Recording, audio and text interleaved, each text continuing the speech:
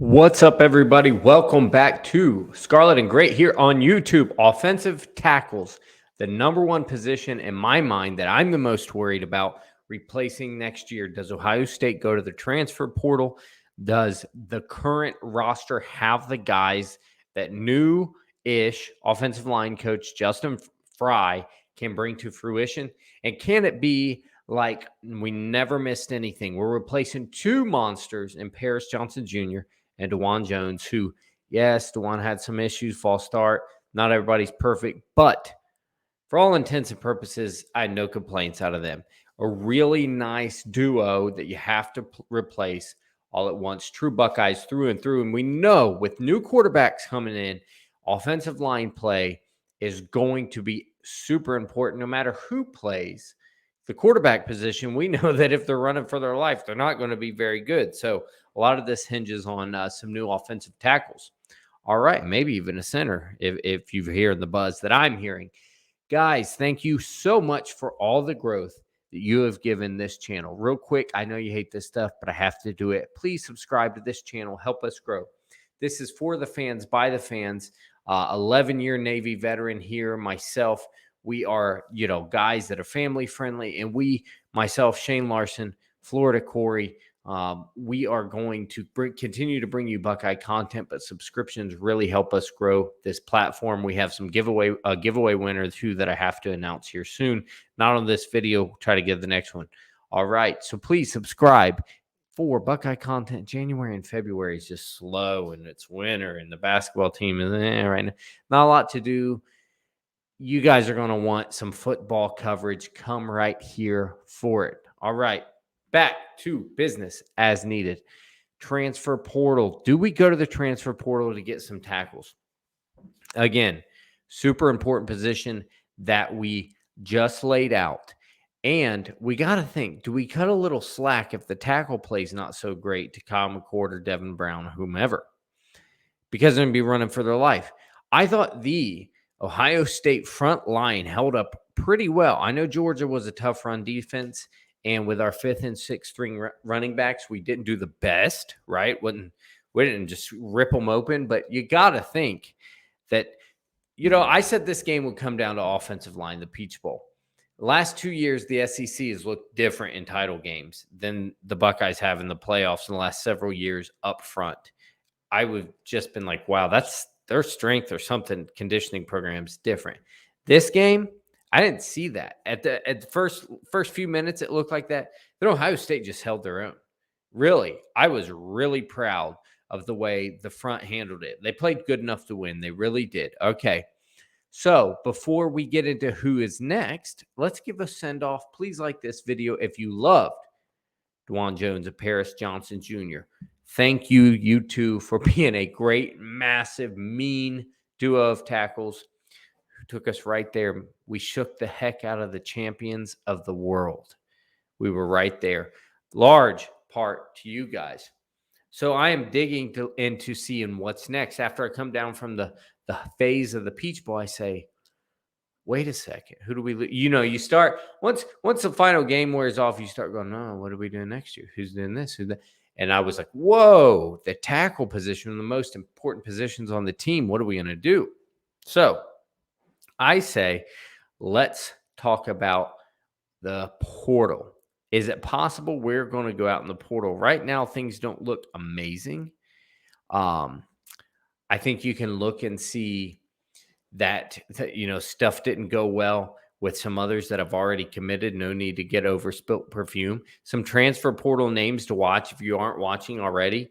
Ethan White out of Florida. He is actually listed as interior offensive lineman, a guard center, but he's 6'5". He's 6'5", 390. So you wonder, can he trim up just a little bit and be a tackle, or stay there and be a tackle, whatever? Or do we replace him inside? Maybe if we were to land him, maybe replace Luke Weipler if he decides to go or hasn't already by the time this video gets released. Walter Rouse from Stanford. Is that another name we go after? And, of course, you guys know about Jarrett Kingston, but things don't seem so hot, like he's probably going to stay in the West Coast there. So there are some needs to kind of be thinking about. As far as who we've already offered, we'll probably go after some other guys. I know one guy I think we offered. He went from Tulsa to Auburn. He's already committed. So it's like, who is going to protect the next wave of QBs? All right, who is going to be the next guy to, Trey Henderson back healthy finally? Who's going to be the next guy to try to open up lanes for him? So I'm excited about it. I'm feeling good. I'm feeling good because I'm about to, a couple reasons. I'm about to talk about the Buckeyes on the roster. I just had an incredible workout with my wife. We downstairs did our tonal thing. We programmed. I built a fantastic workout. We're feeling great. Showing, you know how it is when you get new Buckeye gear in the mail, the Fanatic sales get you, or if you go to the store, I got this. Ohio State's finally tried their hands at this military style, and again, me being a vet, really like it. It really feels unique. You got the Buckeye patch here, Ohio State Buckeyes, red swoosh. It's got the camo green hood, this is like the thin performance hoodie. It feels great. You got Ohio State, USA, Columbus, Ohio over here, the assaulting flag over here. I love it. Grab yourself one.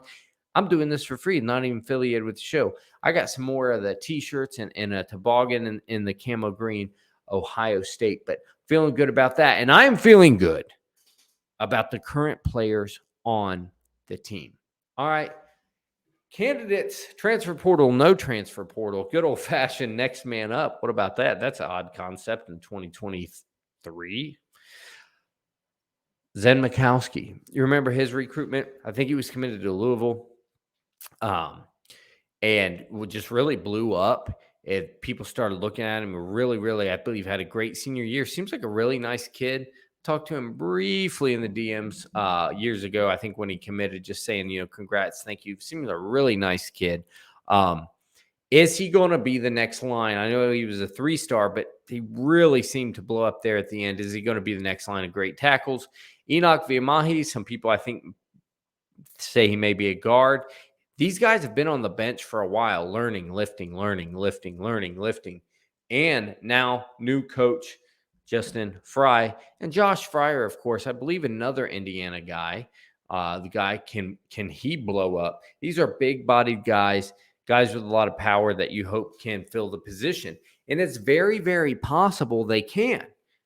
Because here's the thing, just because they never saw the field, what if they just never saw the field because we've established they're playing behind greats? Was Aaron Rodgers not any good because he was sitting behind Brett Favre? I don't think so. He's until Brett Favre can't continue, then, because of legend status, really good, all that stuff. In comes Aaron Rodgers. Most people probably say it's even an upgrade. Now, don't get me wrong. Don't calm down. You're about to throw something at your phone or your computer. I'm not saying these guys will, of course, be an upgrade over Paris and Dawand. I'm saying, just using a little bit of analogy there, they might be really, really good. An offensive lineman in this day and age, they're staying put. Hey, maybe got a little dog in them. How about that? You like that as an offensive lineman? They're staying put. They haven't transferred. They're waiting their turn, at least to see this year. I think all guys are at least will be maybe 3 years on campus. They're learning. They're behind Justin. Justin Frye is a great coach. I think it's possible. You have a pretty good enough tackle duo next year, just off of who's on the roster because of what I just said. Also, I think, injury now, then you could maybe run into some depth issues. I am not saying don't go chase the portal because I absolutely do. Absolutely think so. Comment below who you think will be the starters next year on the O-line, or just hit tackles if you want to, if you think it's going to be from the transfer portal. But these guys, I think, put it this way, and I don't mean to throw shade, but I just got to say names sometimes. I don't think we're going to have an Isaiah Prince situation next year. Put it that way. I don't think we'll have an Isaiah Prince situation. I don't think it's going to be a turnstile, second to last in the nation in pass protection, that kind of thing. I think you'll be pretty good. May not as be good as those two, but pretty good like in years past. Ohio State offensive line issues since Isaiah Prince, at least in the tackles I felt, have been good. NPF I thought was excellent. Paris Johnson's been right tackle. He's done, left tackle. Fine. He looked fine to me. I think Dawand Jones did great. I think these guys have been really good. So it's very, very possible that, again, these guys are just really good because, or these guys just haven't seen the field because they're behind really good guys. You don't rotate offensive linemen unless you have an injury. So I think we're in a good position because of just some. I'm not blindly optimistic too often, those that know me. But I just think that with Justin Frye and what Ohio State's been able to do on the O line, even when Coach Stud was there, a lot of the guys just didn't come in, freakishly unprepared. So with guys that are in their third year in the program, I'm just fine with it. Like, look, Luke Weipler, when he first started, there's guys plenty of times you see go in their first year and they never look that bad. I know Matt Jones and Donovan Jackson, the first time starting, first few games, there was some shakiness, but I thought they improved throughout the course of the year, and that's a testament to coaching, et cetera, et cetera. I'm excited to see the spring game and see who can push who around, see who's looking good. I'm excited for once for message. I usually don't get excited about message board rumors, but I really want to know who's top dog and who's any good on this offensive line. The bad thing about message board rumors, somebody stinks, they're not going to tell you, right? Then by the end of the year, you're like, whoa, so-and-so must have been cooking so-and-so in practice. You imagine 2021's offense versus 2021's defense? My goodness. Even this year's offense against this year's defense at times had to be a bloodbath. The message board never going to tell you, hey, Lathan Ransom, as good as he is, can't cover anybody down the field. Right? You don't hear that stuff. Okay. This one I need from you guys. Come back next time. Watch our videos. We are not experts in this, but we are fans and friends of you. We hope to meet you guys one day. We have met some of you, which is awesome. We go down to Columbus for watching some games and stuff. I want the discussion with you guys. I am not an authority figure on this. I just want to bring things to Buckeye attention and maybe fill you in on a few things you didn't know. Look at things from an angle you may not have looked at them from. And you can come back in the comments and please let us know, one, how handsome you think I am and how smart I am and brilliant I am. But if you have some knowledge to drop in the comments, you are more than welcome to do so. I would love that. Come back next time and see us. As always, goodbye. God bless, and go Bucks.